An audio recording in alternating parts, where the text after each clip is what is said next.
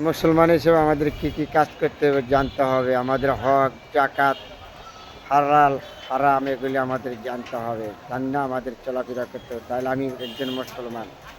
সত্যকে সত্য বলতে হবে। খারাপ পথে আমরা কখনো যাব না। খারাপ মানুষকে আমরা সতর্ক করব। এতে আপনার জীবন, আমার জীবন, প্রতিটি মানুষের জীবন সুন্দর হবে একদিন। চলুন, এখনো সময় আছে। আমরা পৃথিবীতে ছেড়ে চলে যেতে হবে একদিন। সবাই থাকবে না কেউ কোনো দিন।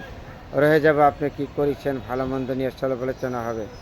এটা হলো সর্বোচ্চ কথা। আমাদের মুসলমান হিসাবে যেটা ভালো এটা আমরা ভালো কাজ করব, খারাপকে আমরা খারাপ বলবো।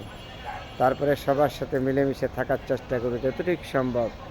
পৃথিবী থেকে আমরা চলে যাব সত্যভাবে, অসৎভাবে যাব না। কারো কোনো ক্ষতি করব না, কারো মনে আঘাত দিব না, কারো হক মেরে খাবো না আমরা।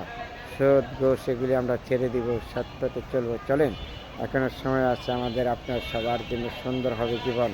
সবাই ভালো থাকবেন।